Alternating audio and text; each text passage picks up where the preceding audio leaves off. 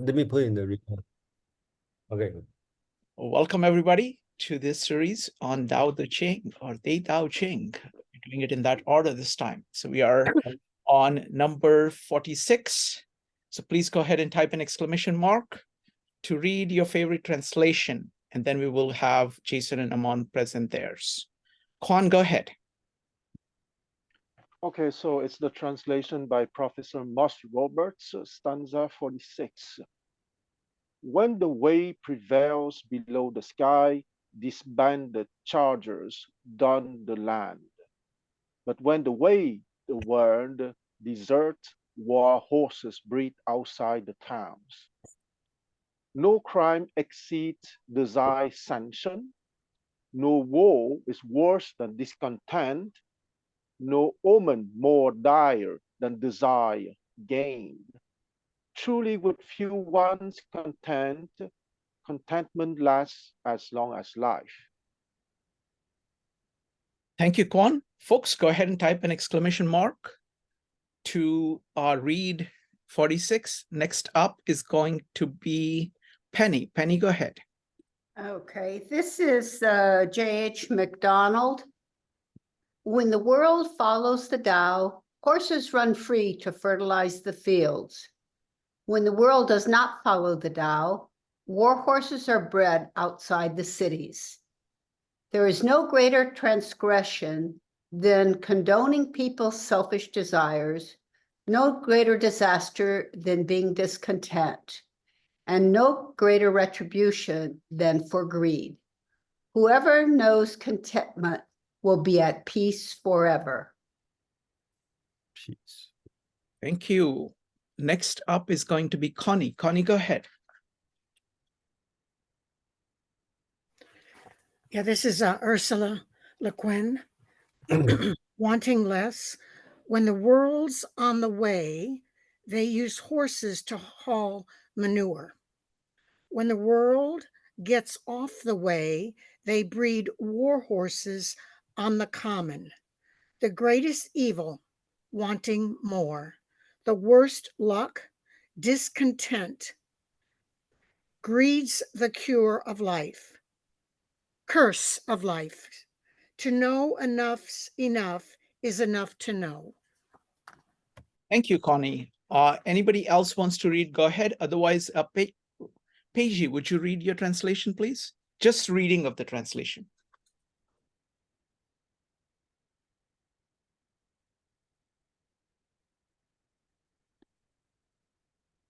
Peiji, you need to unmute. Sorry. In a world that follows Tao, horses are led to walk, leaving droppings in farmlands. In a world that does not follow Tao, pregnant mares are sent to walk abroad, giving birth on battlefields. No great misfortune than not knowing contentment. No guilt surpass the desire for more. Indeed, those who know contentment will always have enough. Thank you. Thank you, Peiji. Next up is Amon and Jason. Go ahead, folks. Jason, I'll let you share and I'll read from my copy. Okay, let me see. Okay, yes. So you can see it? Yep.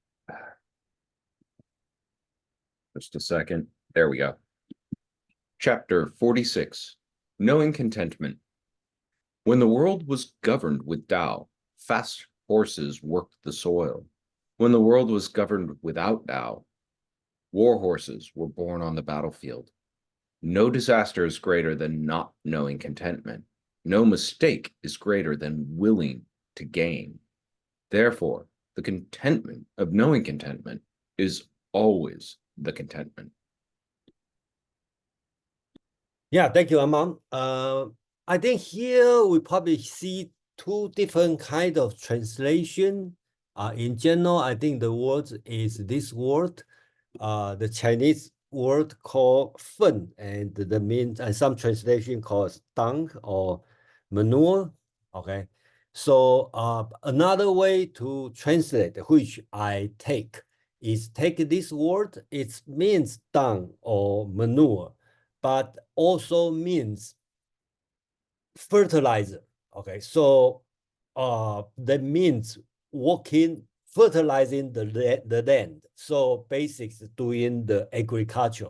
So that means when the world was governed with Tao, fast horse, 走马, the walking horse, the horse use work on the soil because there's no war. They work on the soil doing the agriculture.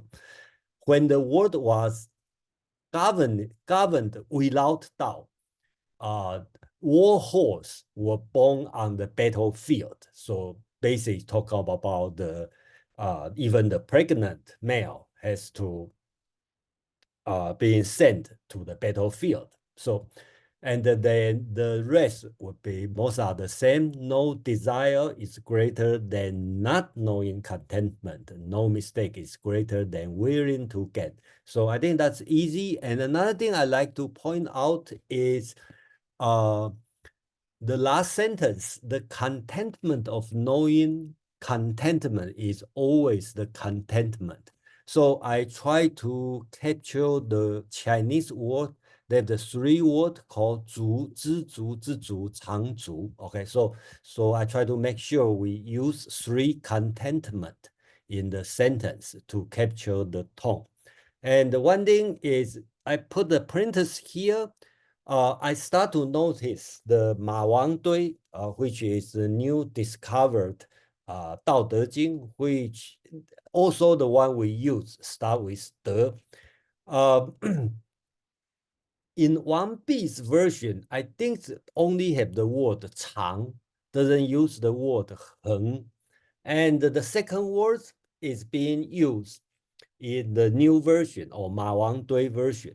And I like to translate this word as always, and the other word 常 as common, usual, typical, this kind of meaning. Okay, so kind of like, because in the one piece version, they only have one word, but the new version has two words. So I kind of experimenting, try to separate this word with a different meaning. So we will see how does it work. And of course, it's very welcome. Anybody have any suggestion or how do you feel? And we will be very happy to know. Yeah, thank you. And Amang, you have something to say?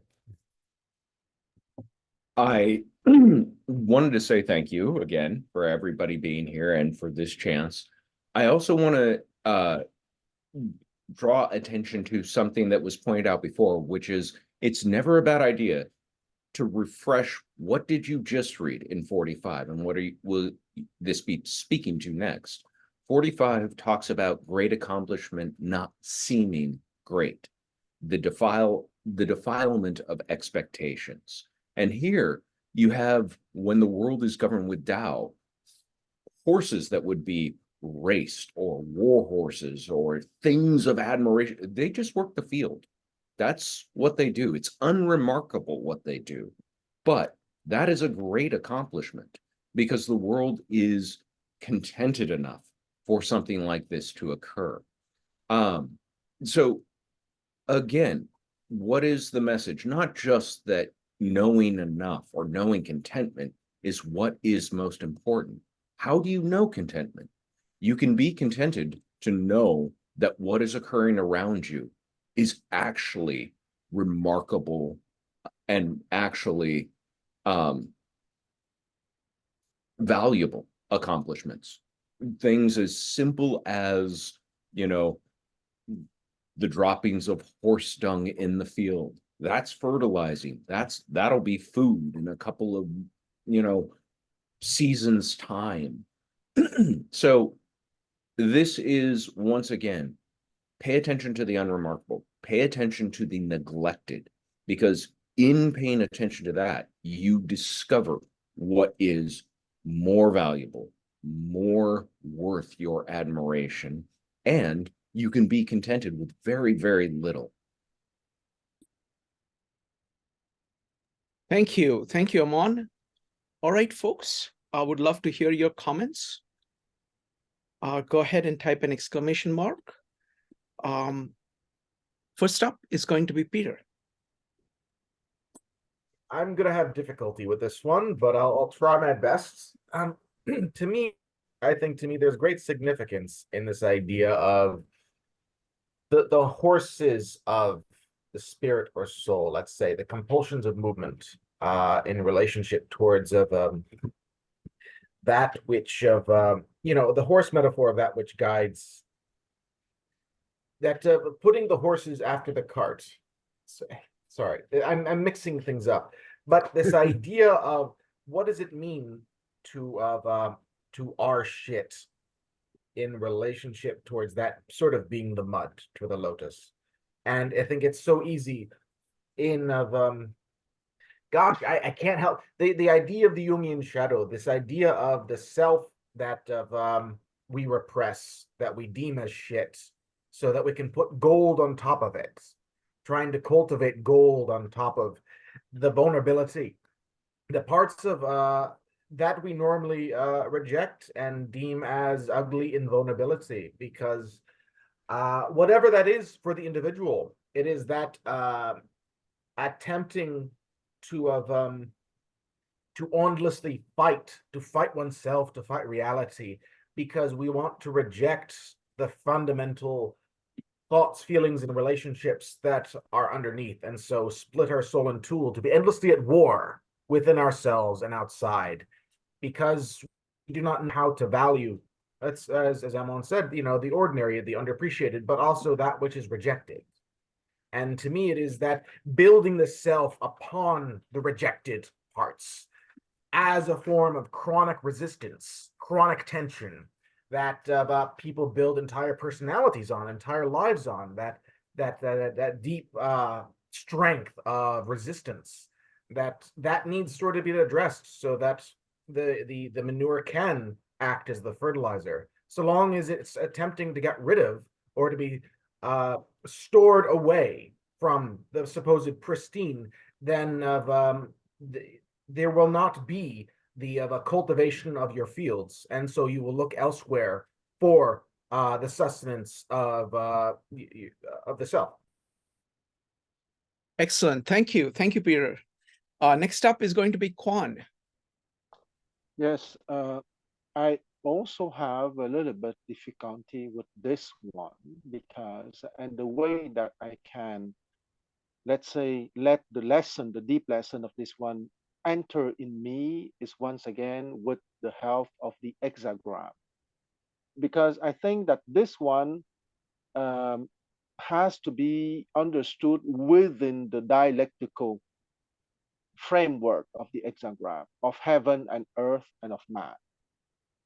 Because maybe I'm offering an intellectual and not deep enough interpretation, but if we take the words like that, without the greater framework of the understanding as given by the hexagram, it could lead to a kind of complacency and to a kind of laziness. And because after all, it is quite easy to be contented for most human beings, I think. Maybe I'm a little bit obsessed with the civilizational perspective because I'm a reader of history.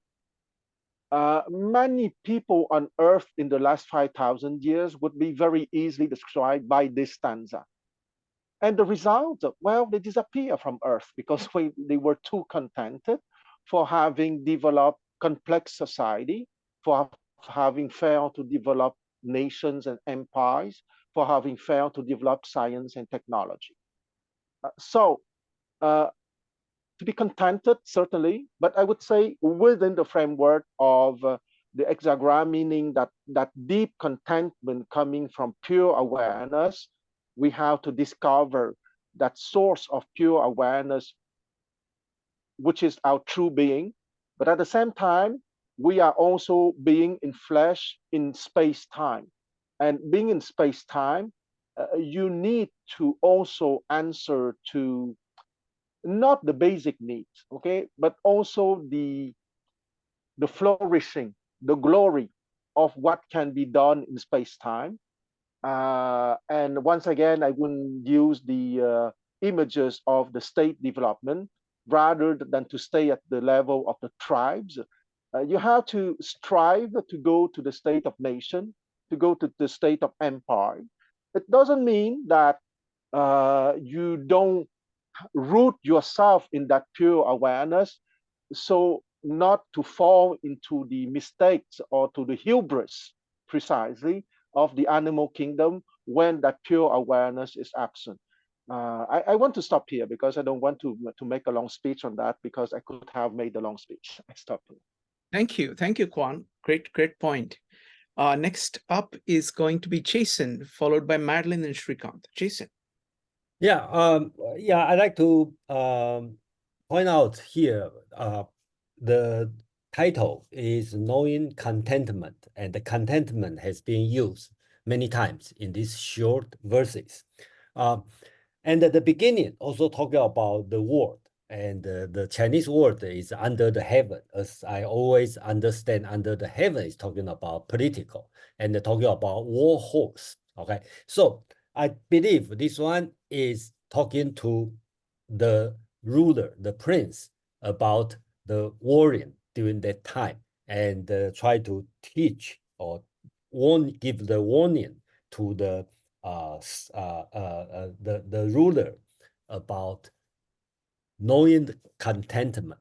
Okay, so of course we can take this lesson as a moral lesson to for our personal behavior, but I believe the original purpose is teach the ruler about the contentment, so you can avoid war and the war horse can walk in the field, not the battlefield.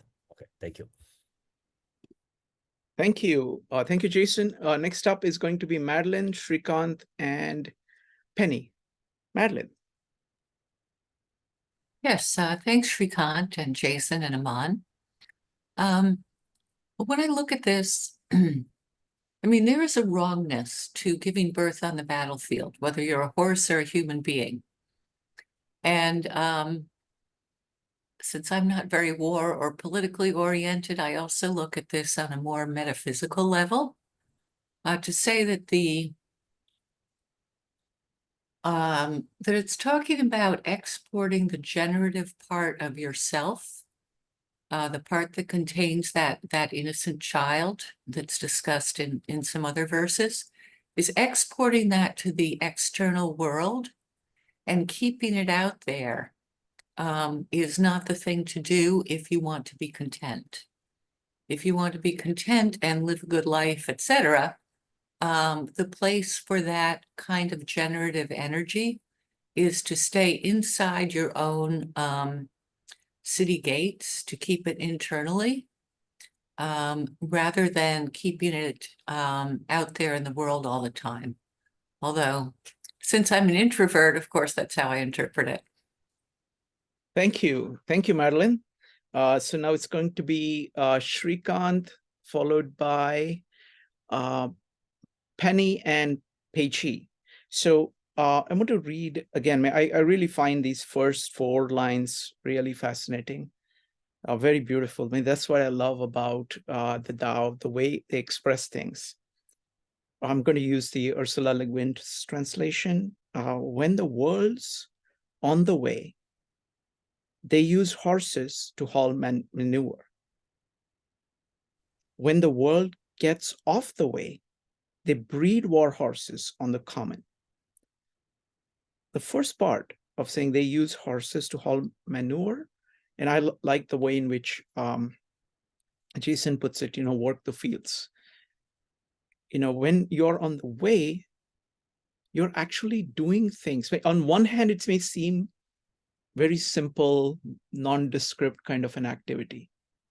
But at the same time, it is profoundly regenerative activity. It is you're basically building life when you're on the way. It may not look grandiose. It may not be very showy, and it is not very showy, but you are really building life. And when you're off the way, they breed war horses on the common. So all the common areas, so all the major focus of people is to breed war horses, to get power over other people. Here, in the first case, when you're on the way, you are working with nature, with people, with civilization to build things up. And otherwise, you're acting against it. Thank you. Next up is going to be Penny, followed by Peji. Penny. Hi, it's Brian. Brian. Yeah, I really liked the Tao Te Ching, and I was really surprised to hear this and to read and hear this one because honestly, the thing that really struck me was that in this verse, war is not considered part of the Tao. And that seems unrealistic to me. Whereas most of the other verses in the Dao De Jing seem very realistic. Quan has already spoken to this in a way, and so has Jason. So maybe that's enough. But I wanted to share that this is, I agree with the aspirations expressed in this verse, but as Quan said, I think it needs to be if it's like the other verses of this book, I think it needs to be understood in a realistic framework. Thank you. Amon wants to respond to it, and then Peji. Amon. Yeah, actually, I think what Brian and what Quan were saying, it reminds me of a cliche that I've heard, which is it's easy to be a monk on the mountain. It's much harder to be a monk in the city. It is vastly more difficult to understand when enough is enough, to be content in the tumult of a world that has demands of you and has strife elevating to the level of war. And so here, when he's saying that in times when the Tao is being followed, war horses don't need to exist. It's not that the war is not a part of the Tao, but war is a disharmonious action between people. Almost by definition, that's exactly what it is disharmony between two peoples. You are not being told never engage in it. But if you were to engage, could you know enough? Could you say, all right, I beat them badly enough. I've been here long enough. I've suffered enough. I know when to say when and cut my losses. The lesson of knowing when enough is really vital for anyone. But as Jason was pointing out, if you're giving this as advice to a princeling, it's even more paramount, because then you may have coolie labor and conscripted soldiers that you are just pouring onto a battlefield, man after man after man, and your ego gets involved because you're just convinced that it's just that much further to reach. I'll get my goal with just that much more. So being extolled to know when to say when, and remember that if you're being sucked in to this artificial disharmony, because war is an artificial disharmony, it occurs in very few other species. And then only because of dire straits. I'm thinking mostly of ants. You need to know when to cut loss and not double down and take the entire kingdom with you. Okay. Thank you, Amon. A quick comment from Jason, followed by Peji. Jason. Yeah, I just have a question to Brian. You talk about most of the Tao Te Ching deal with war or associates war. No, I did not. I did not mean to say that. No. Okay, so I misunderstood. Okay, so thank you. That's fine. I just want to make sure nobody has a totally wrong concept. Thank you. Next up is Peji, followed by Nick. Peji. Thank you. Firstly, let me quickly respond to Brian's observation. I think you were quite right. There are some verses, actually quite a lot of them, are very, in your word, is very, very realistic, and reflect the reality. And yet there are some verses seems to be very ideologist. And so to reconcile these two, I think it's actually probably an indication that the book has not been fully realized, understood. And so I encourage Brian to look further, more deep, and probably you should look at various different translations, because some of the information are not being translated in many versions. Now, let me go back to this verse. It's a short verse, but I see it is still very consistent with the whole line of the teaching from the book. The first two lines, the author paint a picture about in a peaceful time, in a peacetime, and in a wartime, and using the horse as the metaphor. The second line about the translation of the second line, I noticed can be different, which they are either can be correct, it depends on how you read it, but it does not affect the underlying meaning. Why is when it's nations at war and when it's in peace. The next part is really try to draw the cause of the war. Well, firstly, it did mention about when you not follow the war, follow the Tao, and why is the follow the Tao, you will have the peace or the war. And then it continues saying to elaborate. It is the greed that often causes the war, right? Because once it's not enough and they wage the war. So that's the cause. Now, I think Armand mentioned very well about the enough, knowing enough. It really should reflect the every step of the way. When one does not know enough, they wage the war.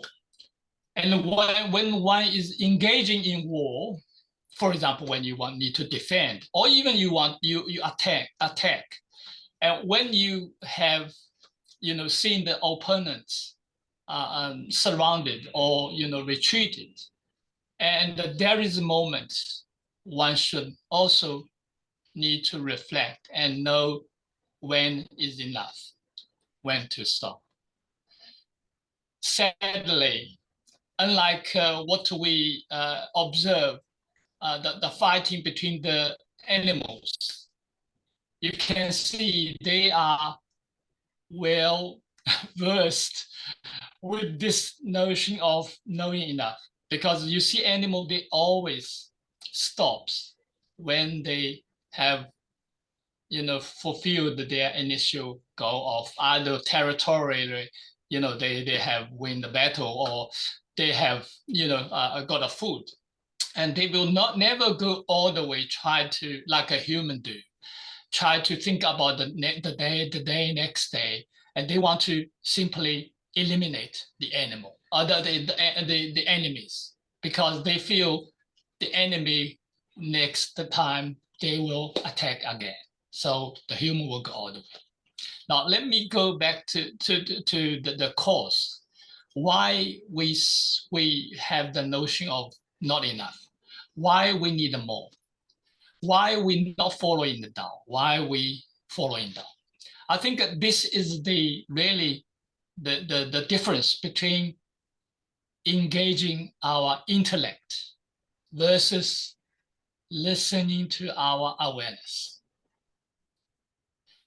We've been given the faculty of being intelligent, have the intellect we can engage to analyze, to even foresee, to analyze the pattern, to plan for the future, blah, blah, blah. And we can acquire the knowing, even something not necessarily we immediately needed. So that sort of faculty that individual have, I think is the purpose is for individual to live our life a different way. Now, when we are too much focusing on this, the intellect, particularly, we do have a desire to exercise this because the intellect that we have seems to be different between each individual. And we have different strengths, but we do have different sort of capacity in intellect. That make us naturally, I think that could be the source of the ego. That's how most of us have that sort of ego. And we want to be different. We want to show him being, admired by others. And also because rely on our intellect, we will always feel we haven't had enough. We also feel that others are different from us. We will not realize we are actually one. And our essence is really awareness. I stop here. Thank you. Wonderful. Thank you. Thank you, Peichi. Next up is going to be Jason, Nick, and Peter and Quan. Jason. Yeah, I just have a quick question to Peggy. You just mentioned some of the Tao Te Ching chapter deal with war realistically. Can you give me an example? I just cannot think about anyone realistic. Not at all. My notion about being realistic, that was the follow Brian's observation. Okay. That's not related to the war. Okay, got you. All right, Yeah, thank not you. but there is Yeah. a few verses 30, 29 talked about the war. Okay, I will double check because I think that's quite important to me. That's why I have to ask. So Thank you, Jason. Next up is going to be Nick, Peter, and Quan. Nick.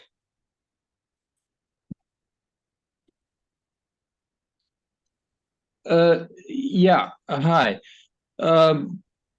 I just want to maybe following Peggy's analyzing of the two lines, share a thought. The first line seems to be his observation of what was going on. And the second line is moral teachings or takeaways from observing of what's going on. So I have a question whether anybody finds the parallel of this moral teaching to the Greek idea, especially the Epicurean idea of regulating our visceral desire. Thank you. Thank you, Nick. Does either Aman or Jason want to address that? I can take a quick stab at it. I think it differs from Epicureans. Epicureans saw pain everywhere, and therefore removing yourself from as much of that as possible and insulated yourself from pain. That was really the big idea of curtailing those sort of visceral emotions and responses. This is something radically different, which is asking you not to give up your sense of awe or your sense of, accomplishment or even a sense of desire, although it does explicitly say there's no greater mistake than wanting to gain. But it's asking you to subvert that. See other things as gains. See other things as desirable. See the things that everyone else disregards. The chapter before this, I gently, paraphrase as peace and quiet. See those kind of goods as an ultimate thing to gain. And if you can do that, you don't have to sublimate, your visceral emotion. You don't have to repress it. You don't have to avoid pain. You'll encounter it, understand it, move on to the next thing. Thank you, Amon. Jason, go ahead. Yeah, let me quickly, thank you, Amang, for the Epicurean question, but I'm more interested on Nick's excellent observation, right? The first two lines, how does the first two lines related to rest of that? And that's the part I like Dao De Jing a lot, because the logic they are using, if you pay attention, they always start with say something obvious, right? So, and or something metaphysical, okay, something like the soft is better than hard, something like this. And then later you talk about the Tao or something simple, then dropped a lesson. So give you something, you see the horse doing this one during the peacetime and horse doing this in the warning time. Then just like Peggy said, what's the cause? Then that's the cause, end of the lesson. I think that's the logic they are using. Yeah. Thank you. Thank you, Jason. Next up is going to be Peter, Kwan, Paul, and Mark. Peter. There's one, I think, foundational view that I haven't heard addressed yet that I do think is vital in relationship to all of these so far texts we've been reading, and that this is a book of the day, and we're relating to the Tao through the day. That is the lens of which we're viewing the Tao in these verses, compared to, when we go to the verses of the Tao directly. That's right now we're relating to this idea of right relationship, right? This idea of day is the idea of right relationship. Which way do we go? Which way can we go? What does it mean to relate to the Tao? If not correctly, then through perfect day. And so it's these verses reflecting on relationship with the Tao through day. And so then it's important to reflect on, I think, in regards to, regardless of what Tao is, we're relating to it through day and trying to reflect on the relationship of day, to relationship to Tao through day. Thank you. Thank you, Peter. Let's see. Next up is going to be Kwan. Kwan, go ahead. Okay, so what Peter said is just perfect for what I want to say, because precisely in the title of the book, Tao Te Ching, okay, Tao is for the heavenly dimension, line 6 and 5 of the hexagram. Te is for the manly dimension, lines 3, 4, and 3 of the hexagram. And Jing is for the earthly dimension, line 2 and 1 of the hexagram. And precisely the Te, the virtues or the powers, if I may say so, is precisely the powers of the mind that man has. And I would say that the metaphor that we should be contented spontaneously like the animals is interesting, because that is a metaphor that comes spontaneously and very often.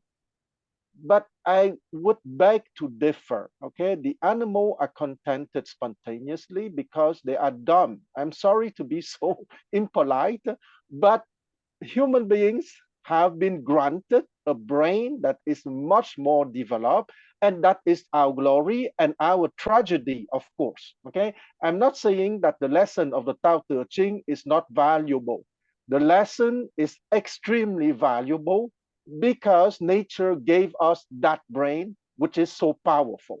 And like all powerful toys or all powerful tools, we need, as a species, as a collectivity, learn how to use it in connection with heaven, and not in connection with only earth, okay? Because earth precisely is, and I'm sorry, maybe it's the psychiatrist in me that is speaking, earth is precisely the dimension of the dumb animal, okay? The instincts, the reflexes, and the automatism.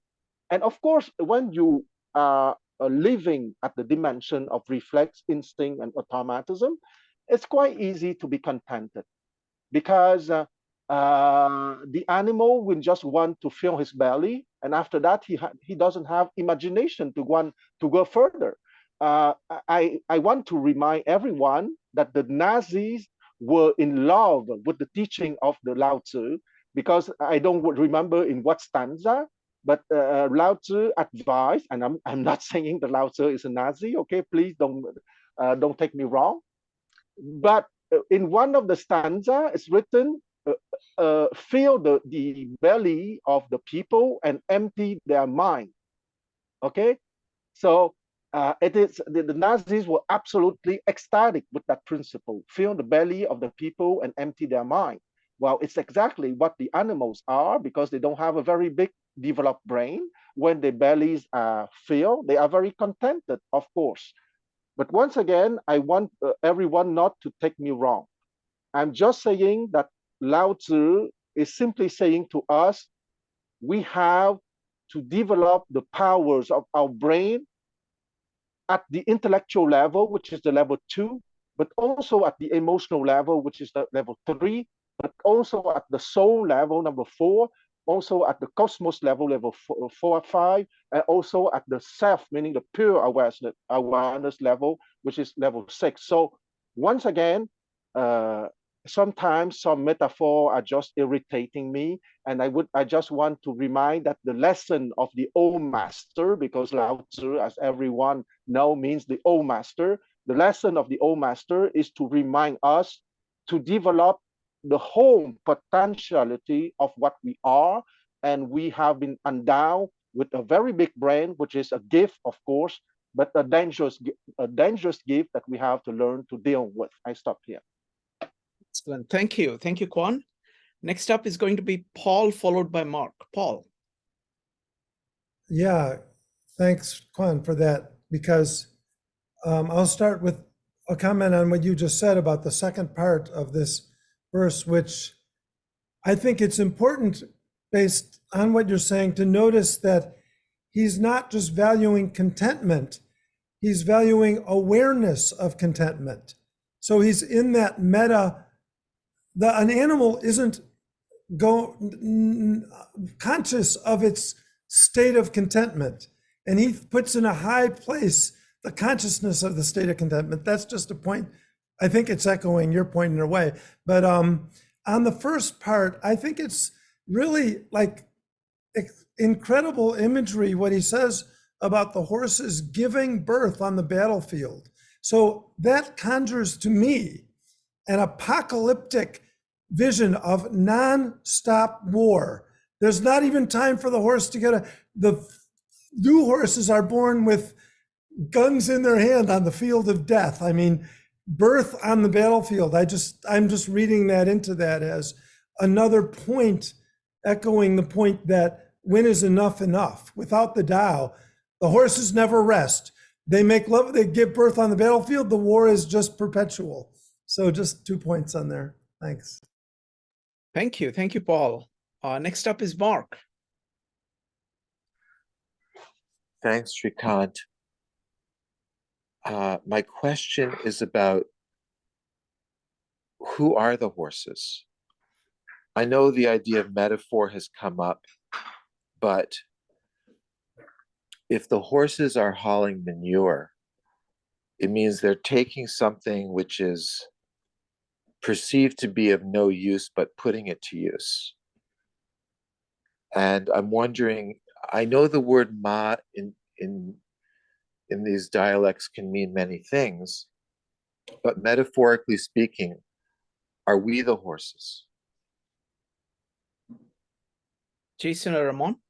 Well, usually I don't take this one as a metaphor. So usually when the book say horse, I see it's a horse. When he said the baby, that's a baby. So that's the way I take it. Anyway. Amon, is horse a horse? It is, but it's also emblematic. We talked about this during the Art of War. I'll be as terse as possible. Warfare had been changing in the time of the 100 schools. And so whereas once before what you would have for warfare were hegemons and princes and warlords going out to do sort of ritualistic chariot battle, now you were fielding gigantic conscript armies of foot soldiers. But that idea of the horse as the auspice of the nobleman and as an instrument of war. That remained. That has carried through. So when he's talking about using your best horse to till soil, it would be akin to buying a Lamborghini to hitch your fifth wheel to. It's something that would just hit, it would gobsmack the reader as, huh? And so as a metaphor, it's a metaphor of give up your sense of absolute value, of this being the penultimate representation of your worth as a ruler. Let that horse go and do something actually useful. Thank you, Amon. All right, folks. So we're going now to number 47. We have done that under 1 hour. I'm very impressed. This is the first time. All right. Shrikant, Go ahead, Mark. I did have one more question that was lingering about the translation. Please go ahead. The word battlefield doesn't show up in any of the other 8 translations I consulted under Boston University. And it seems, a little more hard-edged than reading suburbs or countryside or outskirts or outside the city. So I was just wondering about that. Yeah, Mark, thank you so much. Yeah, you are exactly right. Okay, that's I over translate, put this way. Okay, it's not the words is countryside, but since the beginning talking about the war horse, that's very sure. 戎马, okay, that word means war. Okay, so there's no way to untie this countryside as a countryside which has the serenity. There must be the countryside with something. So I can think about better word or better different meaning, but thank you so much. That you are right. So thank you, Jason. Next up is Quan. Quan, go ahead.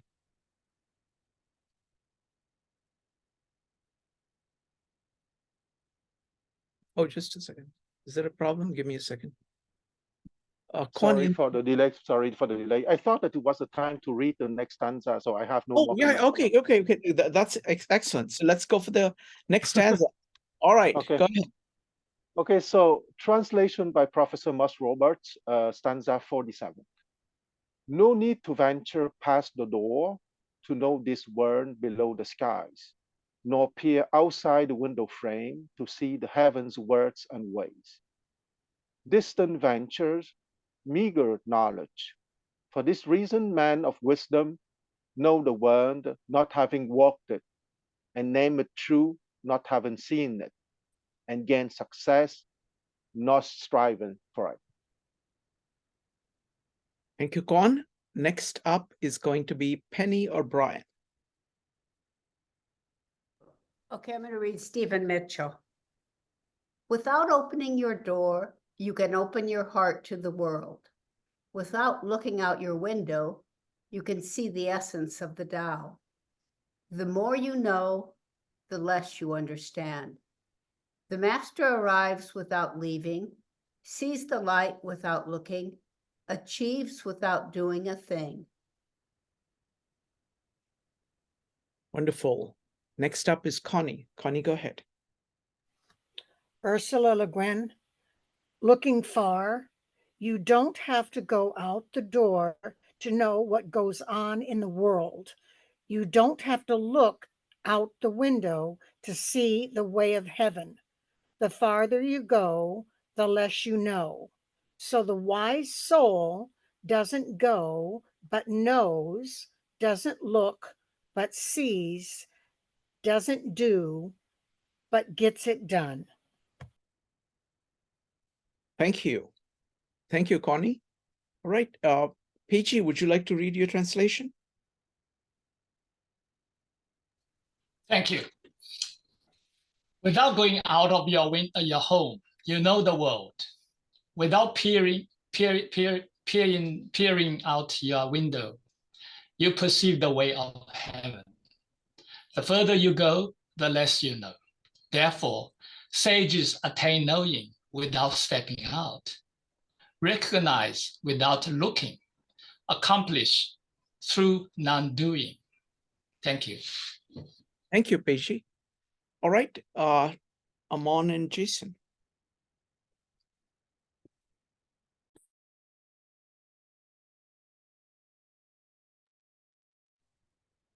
All right, now, once more without mute. Chapter 47, Heaven's Tao. Without going out the door, you can know the world. Without peeking through your window, you can see Heaven's Tao. The further you go, the less you know. That's why the sage, without traveling, yet knows. Without appearing, is yet renowned. Without seeing, yet knows. Without acting, yet completes. Thank you, Amon. Sorry, I just inserted the bracket here because I find out there's a two way of reading this sentence. Okay, so let me get this point here.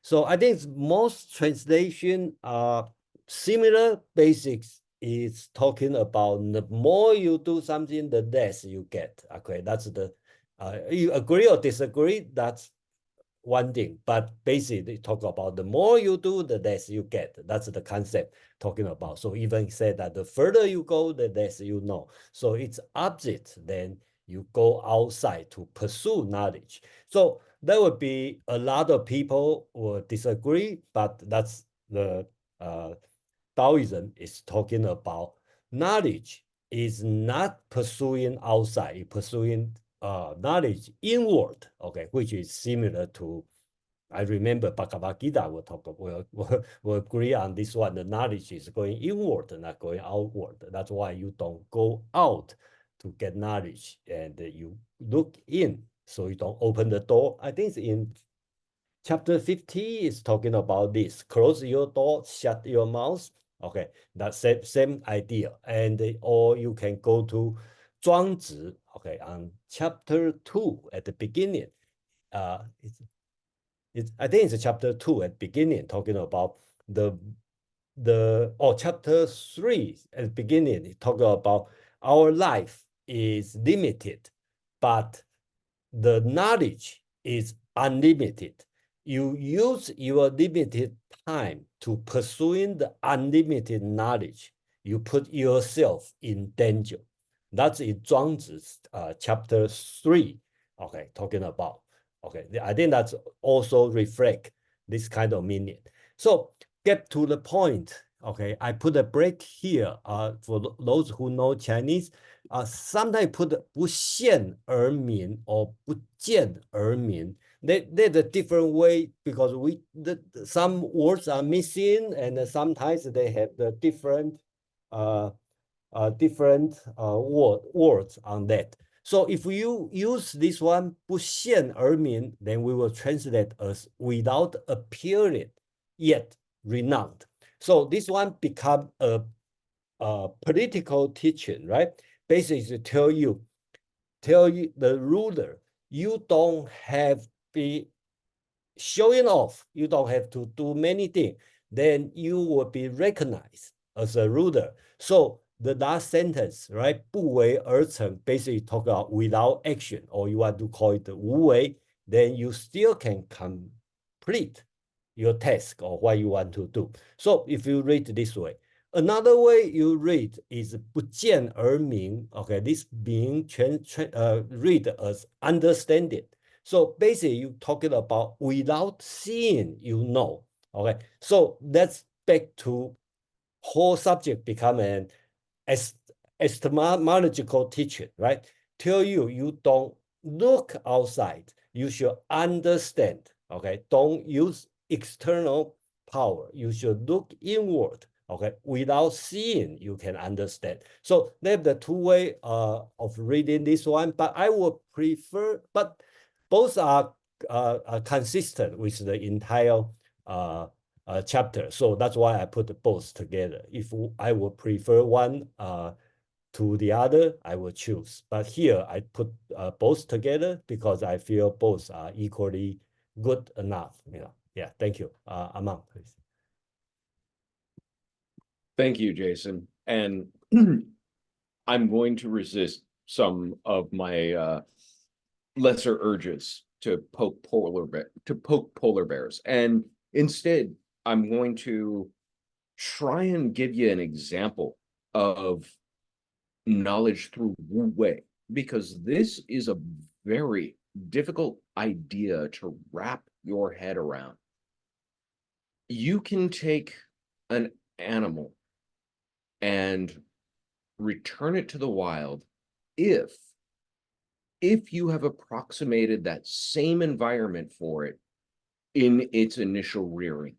If you care for it like it's a zoo creature and then release it into the wild, it doesn't yet generally do well. In fact, they usually starve or die. Even transplanting an animal, you can take it from one zoo setting into another zoo setting, one reserve to another reserve. But making this transition back into the natural world is very, very difficult. It usually only works if you capture it from someplace in the natural world and return it. So if there's a grizzly bear marching around out here in the Cascade Mountains and the mountaineers get terrified and they go out, capture it, they can take it up to Yellowknife, let it go. They could take it around the planet to, you know, the Andes and let it go.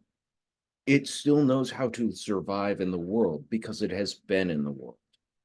This is the idea that you don't have to go to the Andes to know how to survive in the Cascades. You don't have to go all around the world to gain all the knowledge that you need to be a successful and functional human being. That exists right here in your immediate environment. And this is really difficult to try and wrap our heads around because we've obfuscated that almost from the get-go. From the moment we put you in swaddling clothes and give you, you know, a blanket and a pacifier, and we have arrested your natural environment. So now we are going to have to try and learn how to survive naturally from what was before then. And that is a radically difficult thing to do. I'm glad Jason brought up Zhuangzi, because Zhuangzi took the ideas of the Dao De Ching seriously, more seriously than most people. And when he said, you don't need to go outside to learn more, he was like, fine, I will stay in my yard. I will stay at home. I don't care who invites me where to do what. This is all I need in the world. When he said, you know, invest in loss, gain, don't desire to gain, Zhuangzi took that very literally. And he also told people, you who are trying to get better jobs, better clothes, more educated, are fooling yourselves because you're in a rat race that you can't win. Thank you. Thank you, Amon. All right, folks, would love your comments on this verse. Go ahead and type an exclamation mark or raise your hand in Zoom. We're going to start with Yulia, followed by Quan. Yulia. Right. So this seems to me like it's saying that the Tao is some sort of essence that you should be able to see in any form that's around you. And I was thinking of this, and I was thinking about how, let's say, you know, you're in a certain village, and all the women in that village have been socially trained to be very passive. If you don't ever leave your village, you might confuse the form and the essence and think that, well, this is just the essence of femininity, is passivity, right? Because you have had no exposure to other forms that that essence can take.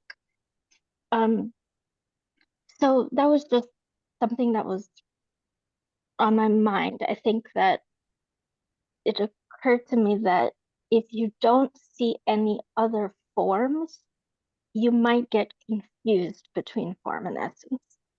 Thanks. Thank you. Thank you, Yulia. Peter, sorry, I skipped you. Go ahead, Peter. Oh, all good. So I'm going to go off the deep end a little bit here. And I'm going to, in somewhat semi-agree with Peiji in relationship to the intellect on this one. Is the idea in deep meditation.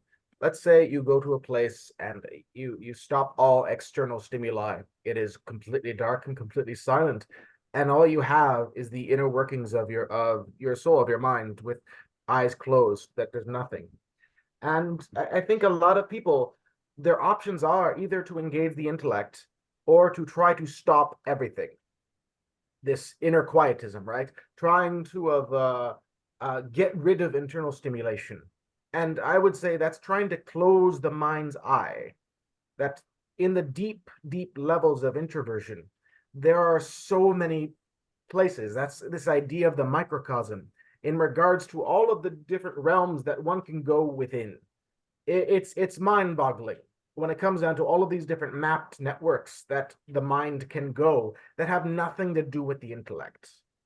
And it's not just merely going into memory, but of this idea of that the universe is within you, and as such, there are whole various endless schools throughout the world exploring these deep internal states in different ways. And I think it's a real shame when people they have when they sit down to meditate, they either try to force a quiet, or they're engaging in repetitive mind or intellectual mind, when those things make up such a small, shallow part of all that can be experienced deep within. And so to me, in these verses, it really is calling about, the interaction with the heavens, this idea that the stars up above have a relationship to what is within, and that there are ways of navigating them if we only get the sensitivity and let's say in this regard the degree of dispassion, so that we can allow the quiet within, so allow the faint distant stars to shine and to twinkle, so that the subtlety of relationship can be cultivated. Beautifully put, very poetic. Thank you. That's a great point. It's basically speaking for the power of intuition, power of, the ability that we have of kind of communing with the Tao, with the universe. Thank you. Next up is going to be Kwan, Akshat, David, and Madeline. Kwan. Okay, so my commands will be a mix of political command and metaphysical command. Okay, let's not forget that Lao Tzu was living in a world of aristocrats traveling between principalities on diplomatic mission. So I'm not sure that he was thinking to those diplomats when he wrote that, but it's one possibility. And here, I want to come back to the image of the hexagram, but I would like you guys to imagine the hexagram as inscribed within a circle. Okay, so what the three lines of the lower trigram, when it's inscribed within a circle, would be on the periphery, and the three lines of the upper trigram would be at the center. And I would say that my commands is political and metaphysical at the same time, because I think that the old master wanted, well, maybe us to have a kind of image like that, in the sense that we are both political and metaphysical. And when I suggest that my interpretation, that when he suggests that no need to venture past the door to know this world below the skies and to see the heavens' words and ways, precisely to see the heavens' words and way, let's not forget that heaven is like 6 and 5, meaning that it's at the center of the circle. So it is an invitation. Once again, the master wants us to be wholly human, not animal, but not ghost. We have to get the lower trigram or the outer trigram, but also the upper trigram or the inner trigram, right? So to see the heavens' words and ways mean precisely to go into those timeless form of beauty, goodness, and truth that I want to speak like the Greek, and to have an order within our mind precisely in order to put the right hierarchy, meaning, yes, we have an intellect, but the intellect is not the master, but the servant. And the master is pure awareness or intuitions or the timeless form of beauty, goodness, and truth. And once we have that dimension of the inner trigram or upper trigram, it is okay to be involved in the world. And maybe I want to go back with what Aman said a half an hour ago. It's easy to be in meditation in the mountains, but it is maybe a higher exercise to be in meditation within the city. But maybe before going to the activities within the cities, you should develop your capacity to be in the inner trigram or the upper trigram before going into the activities of the cities. I stop here. Thank you, both Quan and Peter, pointing to the inner world. You know, there is the outer world and there is the inner world, and the inner world is very rich, very, very rich, and it is analogous in some ways. So it's beautiful, beautifully put, both of you. Thank you. Next up is Akshat, David, and Madeline. Akshat. Yeah, that passage I found very interesting. It kind of reminds me of two hermetic principles. I think the previous speakers mentioned that. It's almost like going to a higher dimension and getting the knowledge of the outside world or from within. And I guess the hermetic principle that applies to that is as above, so below. But at the same time, I can see the confusion, myself included, about the action, like from a observer that basically lies on the three-dimensional plane. And then to add to that, I guess if you extrapolate the cause and effect principle, then you can say, okay, maybe the action is not really required because the cause for that action or the effect could have come from the environment or someone else or some time far back in time. Yeah, that's it. Thank you. Thank you. Thank you, Akshat. Great observation. Next up is David, followed by Madeline. David. Yeah, I want to bring into this what was stated in the previous one, where there's an example given of the horse. And its role there in the ideal was not running free on the plains in nature, wild. It was serving human society in the field in a natural sort of way, apparently, right? Not in war. So in this one, culturally, right, is this really precluding going out into society? I don't think it is. Social building is okay. Improving society in the world, going out and struggling with the natural world. If you're an architect, a creator, an engineer, build bridges, you don't sit at home. It's your nature to create and produce from your ideas. Then you go out as this isn't the rat race performance that you're doing. It's expressing your nature and your nature with nature's own way of being, right? So what nature can be and do, because you see things that nature could express. So it's not a shut-in message, but it's saying maybe you acquire that knowledge before you even go out the door. Thank you, David. Thank you. Next up is Madeline, followed by Brian. Madeline. Well, to follow Aman's example from earlier, which is to look at the preceding verse, we have the one about the war horses. And so again, the metaphor is of is something that is properly inside. Should that also be exported outside? And so I also think of the yin energy, that which is shadowed or hidden or obscured or protected. And some of the other verses in the Tao about containers, about a cup or a clay vessel or a bowl shaping something. And then that one about the hub of the wheel, which is empty, where the axle goes in and the spokes go in. And so this also resonates with that for me. Thank you. Thank you, Madeline. And it's nice to have David and Madeline have the horses roam from one chapter to the next. And I think it works beautifully. inner and outer movement. Next up is going to be Penny or Brian. Penny. Yeah, and I was actually looking at the previous verse too, and this one, and what kind of struck me is the other one was talking about the dangers of desire, of wanting something for yourself, of not being content.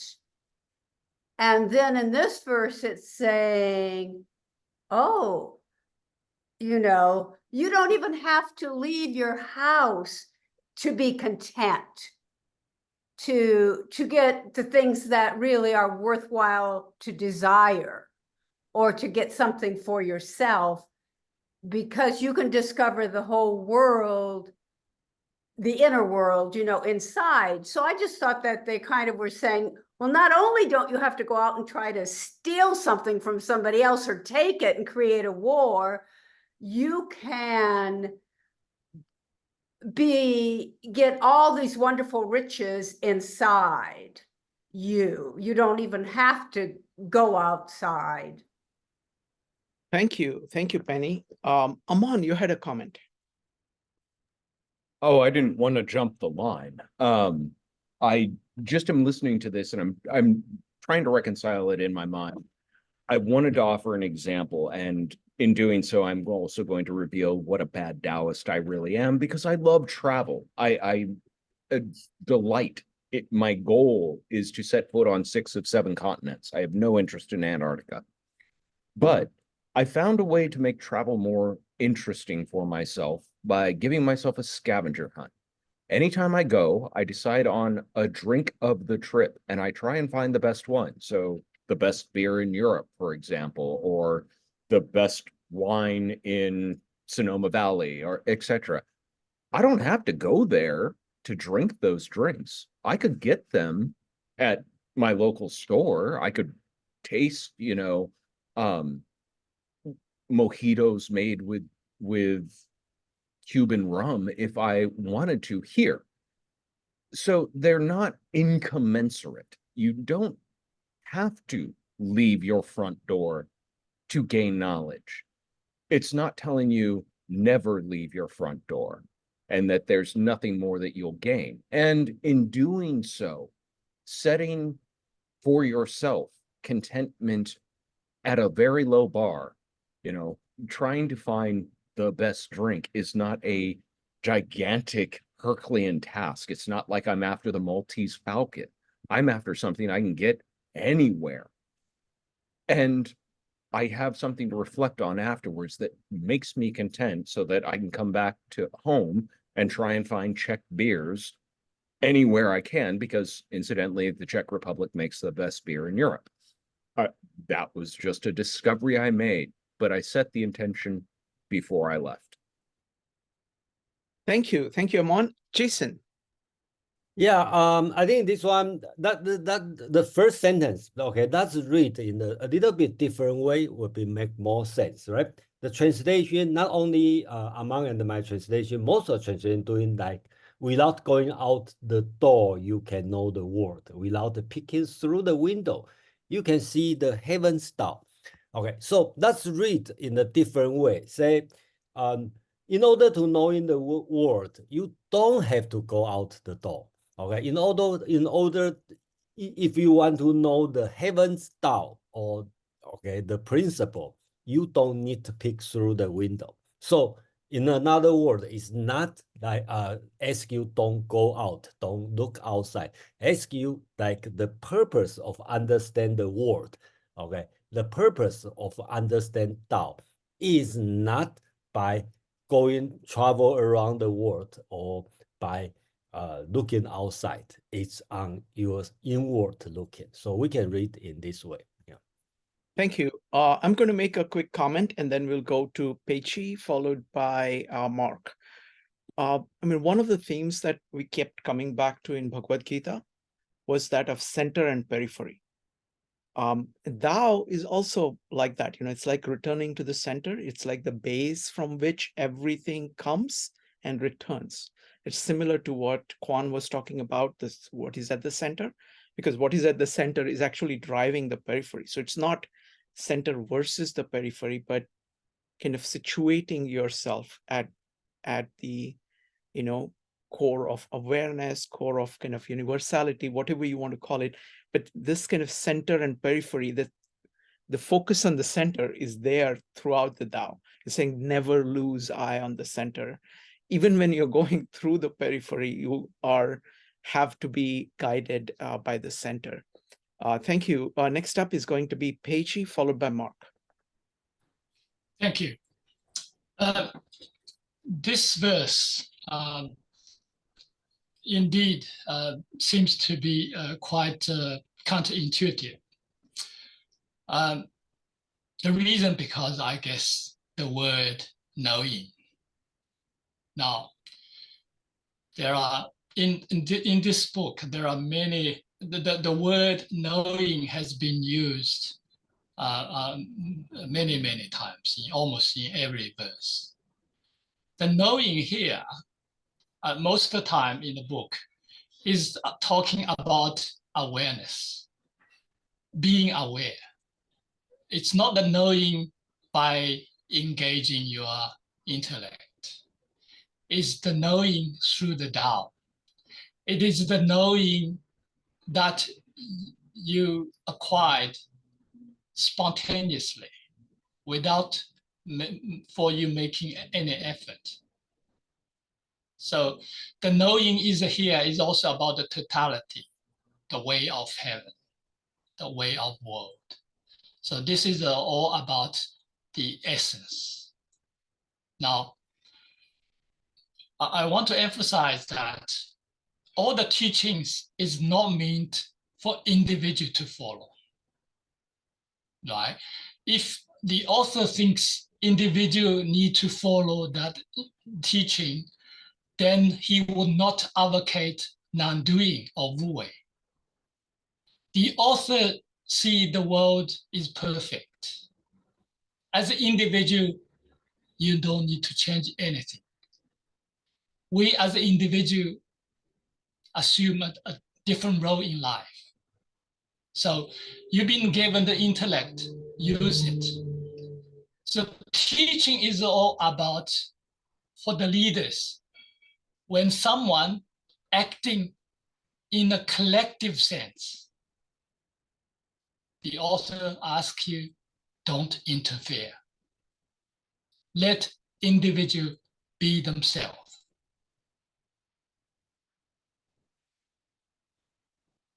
I think I'll stop here. Thank you. Thank you. Thank you, Peichi. Thank you. Next up is Mark. Mark, go ahead. Thanks. I was wondering about this tension, if it is a tension in the word knowledge, because as Peiji has just mentioned, it seems to occur so often. And it is, as Peiji and also Quan have emphasized, pure awareness to which intellect is in some way in service, let's say. But there was something that, Jason, you said earlier, which I know you've said before, and I'm trying to connect it to something that Peiji has said a number of times that he has also repeated. And Jason, you talked about, I think it's pronounced as Zhuangzhou, the great Taoist master. And you have said a number of times, if I understand correctly, that knowledge is infinite, but the human life is finite. And I always thought, okay, that seems like an important insight. Now, Peiji, you have said a number of times in the various few weeks since you've been attending so graciously that we should only learn what we need to know. And we often try to learn everything, but you use the word, what we don't need to know, we don't need to know. So I'm wondering how to bring these two ideas together. And is it that we we should not learn or try to learn what we don't need to know, because life is finite and knowledge is infinite. Thanks.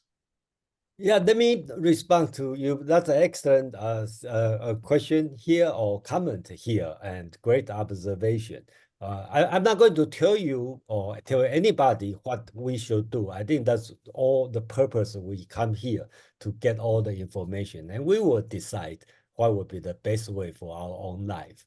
I like to repeat. I a lot of time quoting Zhuangzi about the pursuing unlimited knowledge with your limited time. Put yourself in danger.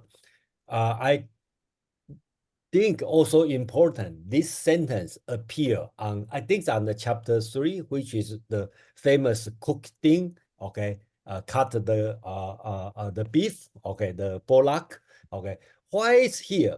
Because the purpose of this teaching, I'm not talking about Laozi, I'm talking about Zhuangzi, is teach you how to preserve your life. Make sure you can live long, healthy. Okay, that's the reason. Because study too hard, okay, and always pursue a higher goal, okay, that would put you in danger. That's the reason. Whether or not you want to do this or not, that's your choice. As I know a lot of lawyers making money through the billable hours. The more hour you put, the more money you make. So the less healthy you become. So that's the balance you need to find out, because you for sure you want to make a certain amount of money. So that's the choice you make. Back to Laozi, especially on this chapter, which you're talking about going out noise, that take the purpose reverse, right? We can read as, you want to know the world. Okay, I want to know what's happened in Russia, in Ukraine, in Saudi Arabia. I don't have to travel around the world. I can think about doing something, right? I want to know the Tao. I don't have to. Okay, here is another thing. Tian Dao, the heavens way, or heavens Tao. It's a double meaning. Okay, also means the astrology. Okay, so you don't have, so it's a little bit double meaning here. So if you want to know the sky, the astrology, you have to look through the window. But that also means the way of heaven. Okay, which means the highest Tao. Okay, you don't have to by looking study. And I think we probably don't have time for next chapter. Next chapter exactly talking about the same thing, talking about engaging in pursuing knowledge and pursuing Tao, which are two separate way, right? So I think that I will stop here. Thank you. Next up is going to be Amon, followed by Pechi. And I know that Jason will need to leave at 9:30. So, okay, very good. Amon, go ahead. Yeah, I just dropped one of my favorite Zhuangzi quotes into the chat for everyone to read, which can give you an idea of the radical understanding of removing desire, removing want, removing the trappings of acculturation. We talk about this in a very unique context, because prior to the 19th. Amon, may I request you to read that quote for the people who are watching the video? Sure. The purpose of a fish trap is to catch fish, and when the fish are caught, the trap is forgotten. The purpose of a rabbit snare is to catch rabbits. When the rabbits are caught, the snare is forgotten. The purpose of words are to convey ideas. When the ideas are grasped, the words are forgotten. Where can I find a man who has forgotten words? He is the one, and I'm rephrasing, I would like to have a word with, because Chuang-Tzu likes to be tongue-in-cheek. This idea of knowledge, we have a very skewed version of it after the 19th century, because prior to the telegram, knowledge was what happened in your neighborhood. Even your local newspaper was telling you about, oh, Johnny fell in the well. That's terrible. Did they get him out? It was information pertinent and immediate to your life. With the invention of the telegram, we could get that information from New York to Kansas City in the blink of an eye. And although we didn't know Johnny, and we had no idea where this well was, or if this was, it was just trivia. In fact, the very game, Trivia Pursuit, was produced to do something with all this idiosyncratic, trivial knowledge that we were being fed because we have an appetite for it. We believe that being more informed made us more intelligent, that we knew more, but it didn't necessarily make us have any more actionable ideas.